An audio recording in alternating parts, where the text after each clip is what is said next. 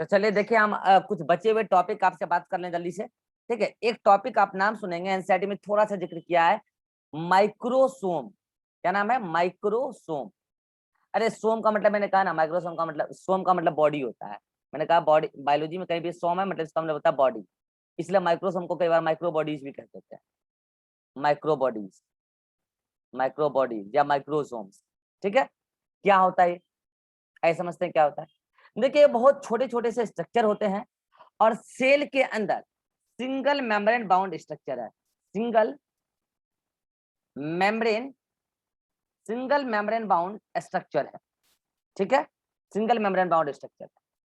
और ये जो है contain various type of enzyme, various type of enzyme, कई प्रकार के एंजाइम कैरी करते हैं, वेरियस टाइप ऑफ एंजाइम। अच्छा एक बात बोल रहा हूँ, आपके नोट्स में जो माइक्रोसोम लिखा है या माइक्रो बॉडी लिखा है, बहुत एरर है उसमें। इतना स्पेलिंग मिस्टेक की है वो लड़की कि पूरा टॉपिक का ऐसी की तैसी हो गया है। पढ़ना मत उससे, मैं यहाँ लिख रहा हूँ, ये पूरा फ्रेश लिख लेना माइक्रो बॉडीज। बहुत स्पेलिंग मिस्टेक की है। ठीक है, इसलिए मैं यहाँ लिख दे रहा हूँ सारा मैटर, स्लाइड ले लेना, स्क्रीनशॉट लिख लेना। स्पेशल पॉइंट में भी बहुत जगह वो एरर लिखी है, लिखने का क्या तो लिख कुछ और ही दी है। ठीक है, तो वो मैं आपको यहाँ पे लिखवा दूंगा सारा बात। ठीक है, तो माइक्रोसोम या माइक्रोबॉडीज क्या होता है? सिंगल मेम्ब्रेन बाउंड स्ट्रक्चर होता है, काफी छोटे छोटे से होते हैं, साइटोप्लाज्म में बिखरे पड़े होते हैं। ठीक है, और ये कंटेन करते हैं क्या? Various type of enzyme. बता दूं बच्चों, ये माइक्रोसोम या microbodies present in both animal and plant, animal और प्लांट दोनों में मिलते हैं। अब आप बोलेंगे सर प्रोकैरियोट्स में लगभग ना मिलते हैं, यूकैरियोट्स का फीचर है भी। ठीक है, तो एनिमल और प्लांट दोनों में मिलते हैं माइक्रोसोम्स, और कई प्रकार के होते हैं, various types. It is of various types, क्योंकि इसके एंजाइम कई प्रकार के होते हैं, various types on the basis of their enzyme, on the basis of their enzyme. उसके एंजाइम कई प्रकार के अंदर में होते हैं, इस व्याप पे माइक्रोबॉडीज भी कई प्रकार के होते हैं। हमको दो टाइप देखना है माइक्रोबॉडीज का, दो टाइप हमको यहाँ पढ़ना है। तो क्या होता है माइक्रोबॉडी या microsome? Single membrane bound structure होते हैं, एकदम काफी छोटे छोटे, अंदर में कुछ एंजाइम होते हैं, एनिमल प्लांट दोनों में होते हैं, यही है माइक्रोबॉडी। इसके दो टाइप हम लोग को पढ़ना है, एक पढ़ना है परऑक्सीसोम और एक पढ़ना है हम लोग को ग्लाइऑक्सीसोम। ठीक है, तो इसका जल्दी से स्लाइड लीजिए, फिर हम आपको बताते हैं परऑक्सीसोम। जल्दी से 1 2 3 क्लिक ले लिए। चलिए अब हम देखते हैं परऑक्सीसोम। परऑक्सीसोम बता दूं बच्चों में, ये परऑक्सीसोम क्या है? अ टाइप ऑफ, चलिए बोलो क्या है? A type of micro body और माइक्रोसोम और माइक्रोसोम। ठीक है, ये पहली बात तो ये हो गया। दूसरा बात, present in both animal and plant, दोनों में होता है। तीसरा बात, have specific enzyme, have specific enzyme, और वो एंजाइम अभी आपको मैं बताऊंगा अभी वो खास कौन सा एंजाइम है। ठीक है, अब हम बताते हैं इसका फंक्शन। इसका दो फंक्शन मेन है, वो हम जिक्र करेंगे यहाँ पे। ठीक है, पहला फंक्शन पता है बच्चों क्या करता है? ये परऑक्सीसोम प्लांट, अच्छा चलो पहले एनिमल का बता दूं। Perform beta oxidation of fatty acid. मैं आपको सेल रेस्पिरेशन जब पढ़ाऊंगा तो बताऊंगा, अलग अलग कंपोनेंट के अलग अलग लोकेशन, सेल के अलग अलग लोकेशन में उसका क्या होता है? ब्रेकडाउन होता है। जो फैट का ब्रेकडाउन होता है फैटी एसिड रिलीज करने के लिए, एनिमल सेल्स के अंदर परऑक्सीसोम में होता है, प्लांट में भी होता है, परऑक्सीसोम के अंदर होता है। और इसी ब्रेकडाउन को बोलते हैं बीटा ऑक्सीडेशन, क्योंकि वो बीटा कार्बन चेन से ब्रेकडाउन होता है, वो मैं आपको सेलुलर रेस्पिरेशन में बता दूंगा। ठीक है, तो ये क्या हो गया आपका? Beta oxidation of fatty acid, ये कौन कराता है? परऑक्सीसोम। और इसके लिए जो एंजाइम होता है वो पेरोक्सिसोम के पास से होता है, इसलिए पेरोक्सिसोम कराता है। डिटेल नहीं है आपके सिलेबस में बीटा ऑक्सीडेशन कि कहाँ होता है नहीं होता है, ये आपके डिटेल में नहीं है, इसलिए मैं नहीं जा रहा हूँ, ठीक है। बस याद रखिए बीटा ऑक्सीडेशन कराता कौन है, पेरोक्सिसोम कराता है। दूसरा बहुत इंपॉर्टेंट बात है, कन्वर्ट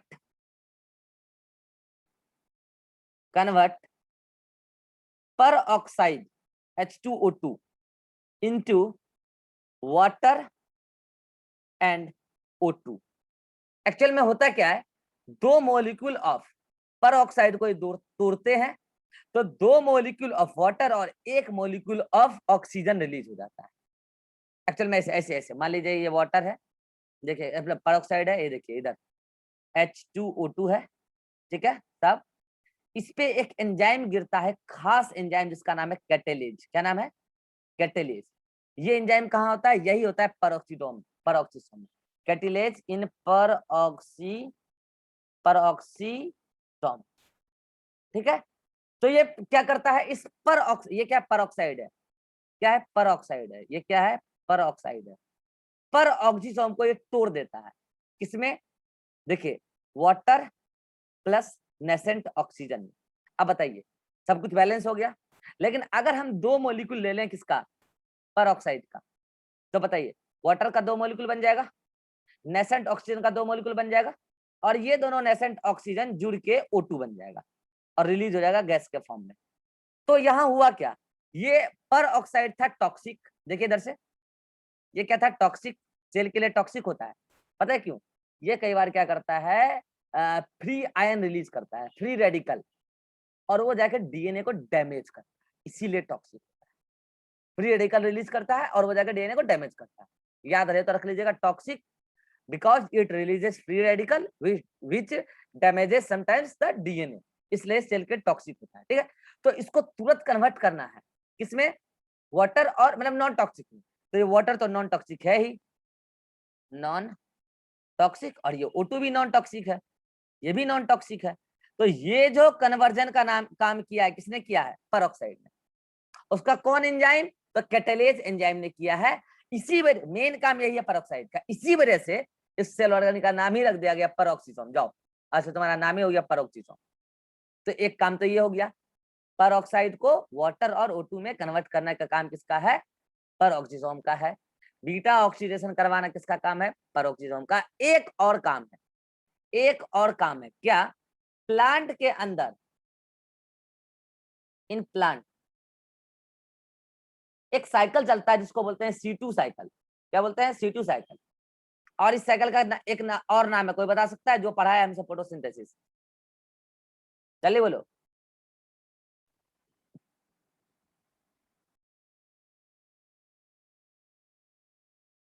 फॉस्फोग्लाइकोलेट साइकिल। अरे 2 कार्बन कंटेनिंग कंपाउंड फॉस्फोग्लाइकोलेट बनता था, इसलिए इसको बोलते हैं फॉस्फोग्लाइकोलेट साइकिल। तो प्लांट के अंदर C2 साइकिल भी कहां चलता है, रंस इन, देखो वहां 3 ऑर्गेनेली होते हैं, 3 ऑर्गेनेली होते हैं। कौन कौन होता है, मैं यहाँ पर लिख देता हूँ, पर ऑक्सीसोम, लेकिन वहां 3 ऑर्गेनेली होते हैं। मैं बता दूं बच्चों, ये C2 साइकिल कंप्लीट होता है, कंप्लीट्स इन 3 सेल ऑर्गेनेली। और उसका सीक्वेंस क्या होता है मैं ये भी बता देता हूं आपको। पहले क्लोरोप्लास्ट होता है, क्लोरोप्लास्ट में जो कुछ भी बनता है वो पेरोक्सिसोम में आ जाता है निकल के, ठीक है। और फिर वहां से जो कुछ भी बनता है वो निकल के आ जाता है माइटोकॉन्ड्रिया में। प्लांट के अंदर ये साइकिल चलता है, मैं आपको पढ़ाऊंगा फोटोसिंथेसिस में, ठीक है, वहां डिटेल में बता दूंगा। तो ये देखिए यहाँ पे ये पेरोक्सिसोम है ना, ये पेरोक्सिसोम, तो पेरोक्सिसोम C2 साइकिल में इन्वॉल्व हो रहा है। क्या होता है प्रोसेस, क्या वो मैं आपको बता दूंगा, फोटोसिंथेसिस से पढ़ाऊंगा C2 साइकिल, तो समझा दूंगा, ठीक है।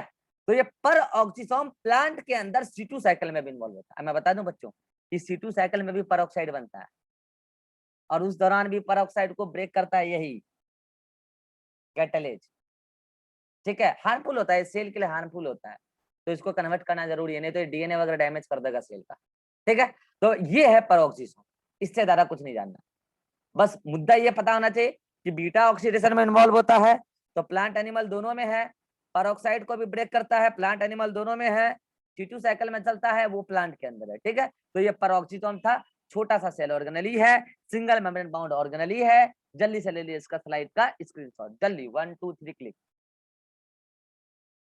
जल्दी इसका भी लीजिए, जल्दी 1 2 3 क्लिक। अगला जो है, मैंने कहा दो पढ़ाऊंगा मैं आपको माइक्रोबॉडी या माइक्रोसोम। एक है ग्लाइऑक्सिसोम। क्या है? ग्लाइऑक्सिसोम। मैं बता दूं बच्चों, ये भी क्या अ टाइप ऑफ, जल्दी बोलो, माइक्रो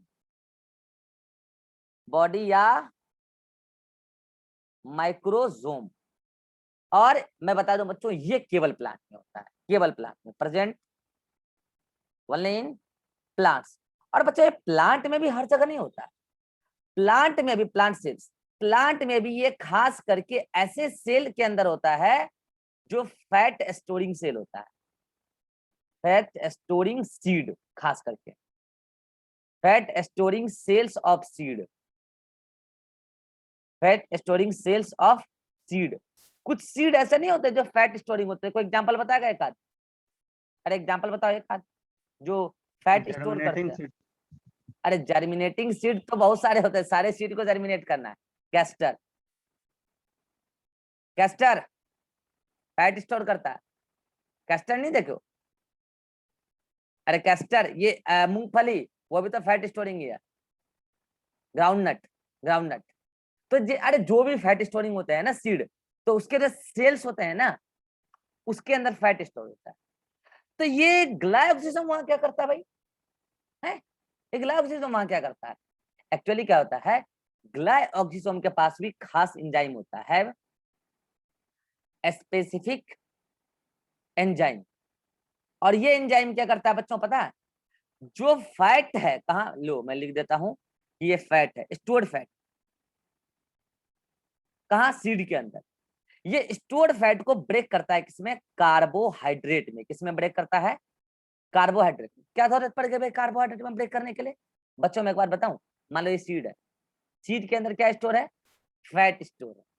पता है मैं आपको जब सेल रेस्पिरेशन पढ़ाऊंगा ना चैप्टर, तो मैं बोलूंगा फैट को हाइड्रोलाइज करने के बाद एनर्जी सबसे ज्यादा मिलती है, लेकिन उसको हाइड्रोलाइज करने में, ब्रेक करने में सबसे अधिक समय लगता है। और सबसे इजी ब्रेकडाउन है कार्बोहाइड्रेट का, उसमें बहुत कम टाइम लगता है। तो बस कैसे भी, अगर तुम फैट को तोड़ोगे तो कार्बोहाइड्रेट नहीं मिलता, फैट को तोड़ने पे अगर तुम उसको पूरा ब्रेक करोगे एनर्जी पर्पस के लिए, तो तुमको फैटी एसिड और ग्लिसरॉल मिलेगा, फिर उसका फर्दर ब्रेकडाउन होगा, तब जाके एनर्जी मिलेगा। ये बात मैं आपको पढ़ाऊंगा सेल रेस्पिरेशन में। लेकिन अगर फैट को किसी तरीके से कन्वर्ट कर दे कोई आदमी कार्बोहाइड्रेट में आके, कोई एंजाइम पर्टिकुलर, तो कार्बोहाइड्रेट तुरंत ब्रेक हो जाएगा, तुरंत अच्छा खासा एनर्जी दे देगा, लेकिन फैट से कम देगा। लेकिन अगर इंस्टेंट एनर्जी चाहिए, इस सीड को जर्मिनेट करना है, इसको तुम जाके मिट्टी में लगाए और पानी दे दिए, तब पानी एब्जॉर्ब करके पहले क्या होगा, फैट के एंजाइम एक्टिव होंगे, सॉरी ये सीड के जो सेल्स के अंदर ग्लाइकोलिसिस के एंजाइम है वो एक्टिव होंगे, और वो सबसे पहले क्या करेंगे, इस स्टोर्ड फैट को कन्वर्ट कर देंगे किसमें? कार्बोहाइड्रेट। और फिर कार्बोहाइड्रेट देगा instant energy, gives instant energy for for seed germination. Seed germination के लिए जो एनर्जी चाहिए ताकि प्लांट का पूरा पार्ट जल्दी से आ जाए, ग्रो कर जाए जल्दी से, तो उसके लिए ग्लाइकोलिसिस के एंजाइम काम आते हैं। तो बस ग्लाइकोलिसिस में इतना ही जानना है, ग्लाइकोलिसिस के खास एंजाइम होते हैं, स्टोर्ड फैट को, सब जगह नहीं होते ग्लाइकोलिसिस में, ऐसे सेल के अंदर होते हैं जहां सीड में फैट स्टोर करना है, तो उसी के एंजाइम जो है ग्लाइकोलिसिस के एंजाइम, उसको कार्बोहाइड्रेट में कन्वर्ट करते हैं ताकि जो सीड जर्मिनेशन हो थोड़ा फास्ट हो पाए। तो ये था ग्लाइकोलिसिस, स्क्रीनशॉट कर लीजिए जल्दी से। क्या? नहीं होता तो बताते। हाँ तो ये हो गया। अब देखिए यही था आपका क्या, मैंने जो कहा, ये माइक्रोसोम, माइक्रोबॉडीज, ये भी पढ़ा दिया। इसके अलावा अब मैं आपको बता रहा हूँ, चैप्टर में कुछ बचा नहीं है, कुछ कुछ प्रीवियस ईयर में आलतू फालतू क्वेश्चन भी आपको मिलेंगे, प्रीवियस ईयर में भी मिलेंगे, मॉड्यूल में भी मिलेंगे, तो उन सारे पॉइंट को भी मैं आपको नेक्स्ट क्लास में बता दूंगा, तब मॉड्यूल डिस्कस करूंगा। लेकिन इससे पहले अब मैं आपको एक बार एनसीईआरटी दिखाना चाहता हूं कि आपने क्या क्या पढ़ लिया है। स्पेलिज्म क्या? वो कुछ और होता है, स्पेशल वर्ड में बताएंगे, वो माइक्रोसोम नहीं होता है, ठीक है, वो माइक्रोसोम नहीं होता है। चलिए अब मैं आपको देखो क्या बताने वाला हूँ, गौर करो। मैं आपको बताने वाला हूँ बच्चे, एक मिनट रुक जाओ यार, क्या हुआ, चलिए एनसीईआरटी देखिए, आपका ये चैप्टर यहाँ पे स्टार्ट है, आप ये इंट्रोडक्शन पढ़ सकते हो, आपको समझ में आ जाएगा, ठीक है, ये आप पढ़ सकते हो, मैंने पूरा पढ़वाया ही है, मैं वो बताने वाला हूँ कहाँ मैंने बोला छोड़ने के लिए।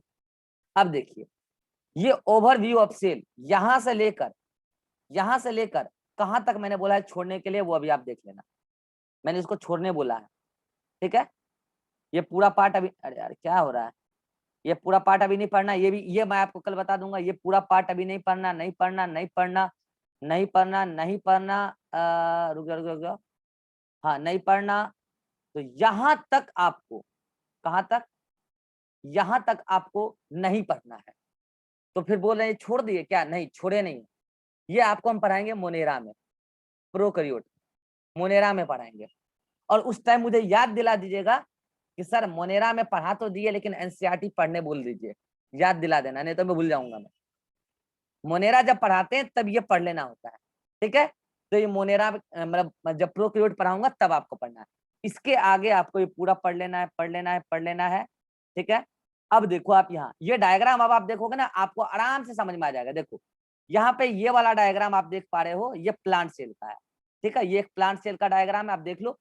सबसे बाहर यहाँ आपको सेल वॉल दिख रही होगी, ये माइटोकॉन्ड्रिया, क्लोरोप्लास्ट, ये साइटोप्लाज्म, ये देखो पेरोक्सिसोम, देख रहे हो, पेरोक्सिसोम, ये माइक्रोट्यूब्यूल, ये देख रहे हो माइक्रोट्यूब्यूल, ठीक है। ये देखो प्लाज्मोडेस्माटा, एक सेल दूसरे सेल के साथ कनेक्शन बनाएगा, स्मूथ एंडोप्लाज्मिक रेटिकुलम, ये देखो लाइसोसोम, रफ एंडोप्लाज्मिक रेटिकुलम, ये देखो ये वाला रफ एंडोप्लाज्मिक रेटिकुलम है, nucleus, nucleolus, Golgi apparatus, nuclear envelope, plasma membrane, vacuole. देखो वैक्यूल एकदम 90% ऑक्यूपाई लगभग कर लेता है, लेकिन अभी यहाँ पे आपको 50% ऑक्यूपाई करता हुआ दिख रहा होगा। तो अब बोलो ये डायग्राम अब आपको क्लियर है कि नहीं है प्लांट सेल का, बोलो जो लोग पूरा क्लास किए हैं। अब इस प्लांट सेल में कुछ भी है एक्स्ट्रा, ये डायग्राम क्लियर है कि नहीं, हाथ खड़ा करो सब लोग। बस सिंपल, ऐसे एनिमल सेल देख लो, ये आता है लेवलिंग आ जाता है एग्जाम, एनिमल सेल देख लो, इधर देखो, ये देखो Golgi apparatus, smooth endoplasmic reticulum, यहाँ पे देखो ये रहा। अच्छा देखो ये स्मूथ एंडोप्लाज्मिक रेटिकुलम क्या किया है, थोड़ा सा न्यूक्लियर मेम्ब्रेन से सेपरेट करके दिखा दिया है, कई बार हो जाता है ऐसा, ठीक है। ये nuclear envelope, nucleolus, nucleus, mitochondria, rough endoplasmic reticulum तो पक्का अटैच होगा न्यूक्लियर मेम्ब्रेन से, ठीक है।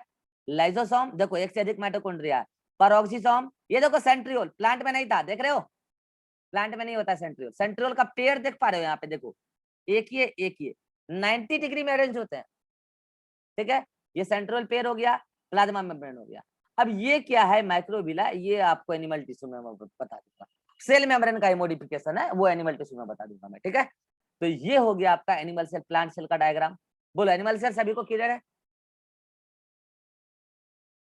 चलिए आगे बढ़ते हैं, ये सारा पार्ट मैंने आपको पढ़ा दिया है, सारा पार्ट मैंने आपको पढ़ा दिया है, सब कुछ सेल वॉल पढ़ा दिया, एंडो मेम्ब्रेन सिस्टम पढ़ा दिया, देखते चलो, ये सब कुछ मैंने पढ़ा दिया आपको, सब कुछ पढ़ा दिया, माइटोकॉन्ड्रिया पढ़ा दिया देख लो, प्लास्टिड पढ़ा दिया देख लो, राइबोसोम पढ़ा दिया, साइटोस्केलेटन पहले पढ़ा दिया, ये स्ट्रक्चर बता दिया।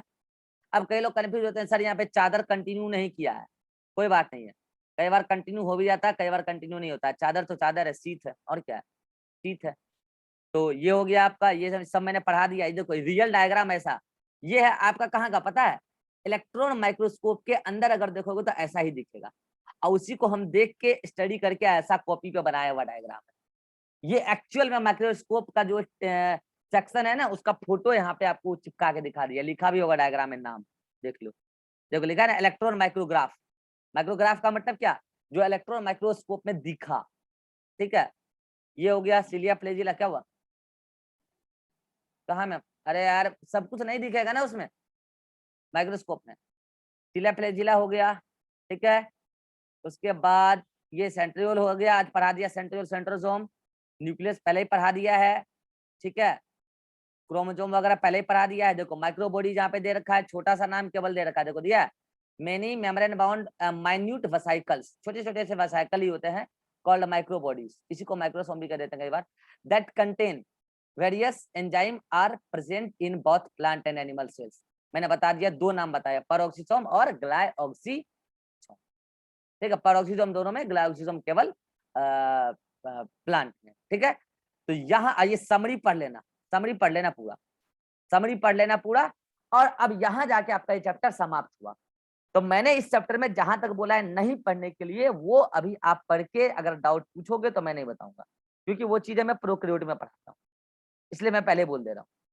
सेल डिवीजन वाला चैप्टर 100% समाप्त है, उसमें कुछ छोड़ा नहीं गया है, और इसमें भी छोड़ा नहीं गया, इसमें प्रोक्रिएटिव की बातें मैं क्यों पढ़ाऊं, यहाँ यूकैरियोटिक सेल के बारे में डिस्कशन कर रहे हैं, तो वो बातें आपको प्रोक्रिएटिव में ही चर्चा होगी। यहां जाके आपका चैप्टर अब ऑफिशियली समाप्त हो जाता है, कुछ भी नहीं बचा। हाँ, और भी कुछ स्पेशल पॉइंट हैं जिसकी चर्चा मैं कल नेक्स्ट क्लास में आते ही आधे घंटे में कर लूंगा। इसके अलावा आपका होमवर्क ये है, आज एनसीईआरटी में जो कुछ भी बचा है, सुन लो कान खोल के सभी लोग, एनसीईआरटी में ऑल रिमेनिंग टॉपिक पढ़ लेना, all remaining topic including summary, summary भी पढ़ लेना, ध्यान रहे लास्ट में जो दिया है समरी। ठीक है, इसके बाद मॉड्यूल में भी एवरीथिंग पढ़ लेना, प्रोकैरियोटिक सेल छोड़ के, ऑल रिमेनिंग टॉपिक। ठीक है, इसके बाद मॉड्यूल में जितने रिमेनिंग क्वेश्चंस थे, ऑल रिमेनिंग क्वेश्चन बना लेना। ये सारा होमवर्क कंप्लीट हो जाना चाहिए। कल आते ही हम पहले आधे घंटे में स्पेशल पॉइंट डिस्कस कर लेंगे, और उसके बाद हम आपसे मॉड्यूल डिस्कशन करेंगे, और कल मॉड्यूल डिस्कशन होगा, क्लास 11 बजे होगी। एनी हाउ हर बच्चा मुझे 10 AM तक अगर नहीं भेजता है एग्जैक्ट, अगर 10-1 में भी वो भेजेगा तो मैं उसका क्वेश्चन डिस्कस नहीं करूंगा, बता दे रहा हूँ। 10 AM के पहले तक जिसका जिसका क्वेश्चन मुझे मिल जाएगा व्हाट्सएप पर, उसी का क्वेश्चन कल डिस्कस होगा। रिवा एक्सेप्शन है, तुम अभी बैकअप लो और मैं तुम्हारा क्वेश्चन बाद में डिस्कस कर लूंगा। ठीक है, तुम अभी पहले बैकअप लो। बाकी जो चैप्टर पूरा, जो बच्चे पूरा क्लास किए हैं, आप कहाँ हो, बिजी हो, मुझे नहीं पता, आप जहां भी है रहना है रहो।